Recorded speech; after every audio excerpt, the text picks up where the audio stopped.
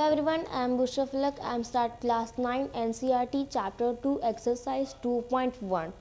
तो exercise 2.1 का question number 1 है which of the following expression are polynomial in one variable which are not. State reason for your answer. तो हम लोगों को बताना है कि कौन सा नंबर पॉलिनोमियल है वन वेरिएबल का और कौन सा नहीं है, और अगर नहीं है तो क्यों नहीं है, रीज़न भी देना है। तो पहला नंबर है 4x square minus 3x plus 7।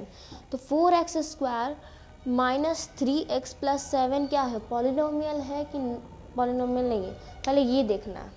तो ये नंबर जो है ये पॉलिनोमियल है। अब कैसे पॉलिनोमियल है, वो ऐसे है क्योंकि यहाँ पे कोई भी नंबर, कोई भी मतलब कोई भी वेरिएबल रूट में नहीं है, सब में मतलब जो उसका डिग्री है वो होल नंबर है, ठीक है। तो वो पॉलिनोमियल है वन वेरिएबल का। अब दूसरा नंबर है वाई स्क्वायर माइनस रूट 2। अब आप बोलोगे कि यहाँ पे तो रूट आ गया, ये तो पॉलिनोमियल नहीं होना चाहिए।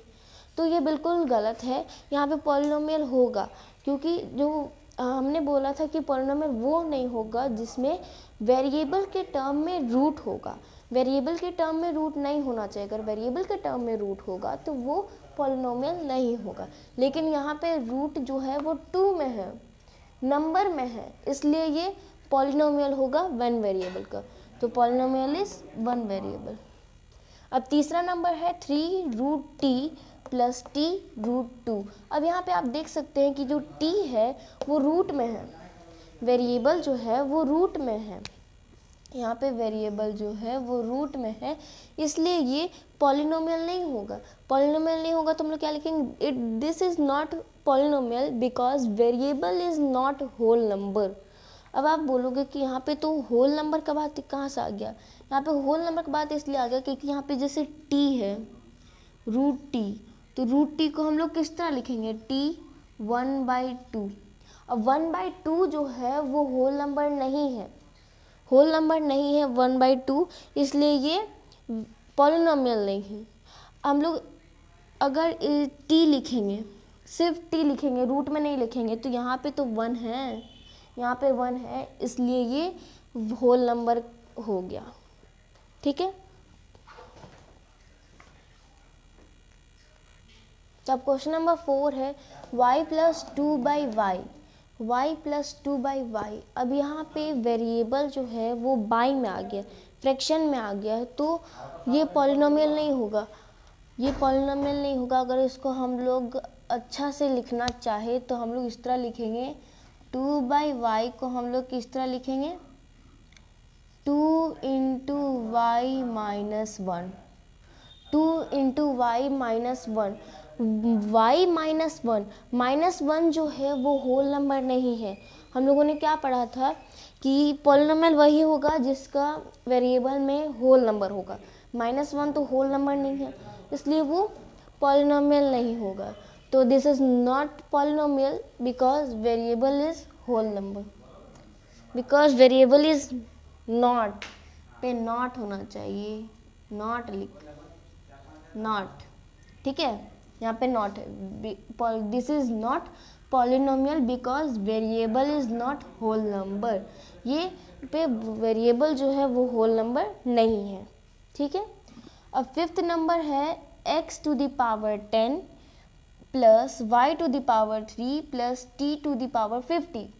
तो ये जो है ये पॉलिनोमियल है, लेकिन ये वन वेरिएबल का पॉलिनोमियल नहीं है, ये 3 वेरिएबल का पॉलिनोमियल है, ठीक है। तो हमने यहाँ पे लिख लेंगे पॉलिनोमियल इज 3 वेरिएबल। वेरिएबल आपको समझ में आ रहा है कि कितने वेरिएबल, ये x जो है ये पूरा एक वेरिएबल है, y दूसरा वेरिएबल, t तीसरा वेरिएबल। तो यहाँ पे कितने वेरिएबल है, 3 वेरिएबल है, ठीक है। तो इसी के साथ हमारा क्वेश्चन नंबर 1 कंप्लीट हो गया। तो क्वेश्चन नंबर 2 है right the coefficient of x square in each of the following. हम लोगों को कोफिशिएंट ऑफ एक्स स्क्वायर लिखना है।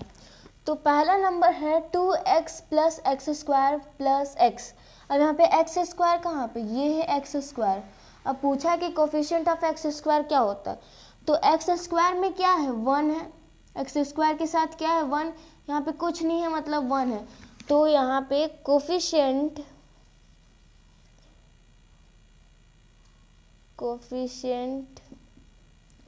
ऑफ एक्स स्क्वायर जो होगा ये 1 होगा, ठीक है। और प्लस में 1 होगा क्योंकि इसके आगे प्लस साइन है।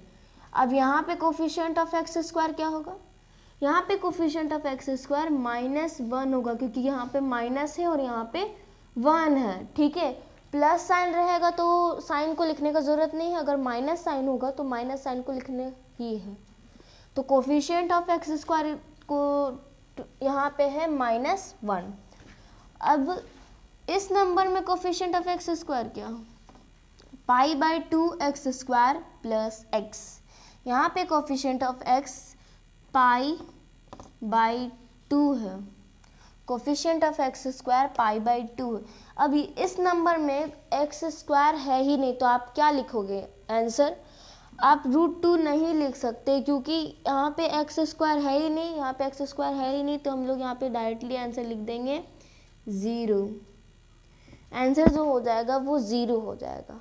आप इस तरह के फॉर्म में भी लिख सकते हैं, जैसे यहाँ पे 0x² प्लस 2√2x-1, इस तरह से आप लिख के यहाँ पे 0 लिख सकते हैं। अब दिखा सकते हैं कि x² जो है 0 है, या फिर आप डायरेक्टली भी 0 लिख सकते हैं।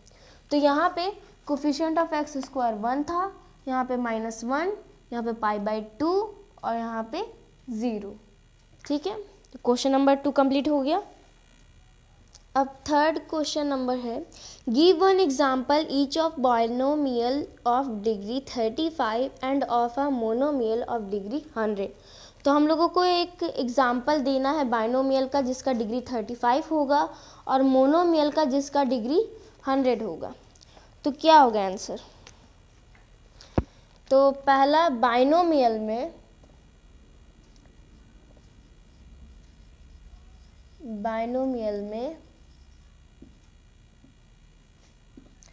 अब बाइनोमियल का मतलब क्या होता है, बाइनोमियल का मतलब होता है जिसमें 2 टर्म होगा, ठीक है।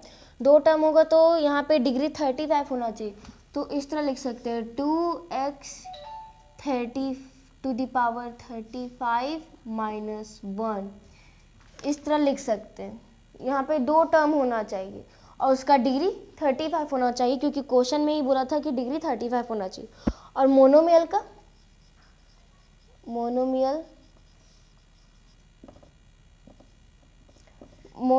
का डिग्री जो है वो 100 होना चाहिए, तो हम लोग यहाँ पे 5x⁻100 लिखेंगे, ठीक है, या फिर 2x⁻100, आप कुछ भी लिख सकते हैं, ज़रूरी नहीं यही सब नंबर लिखें, ठीक है।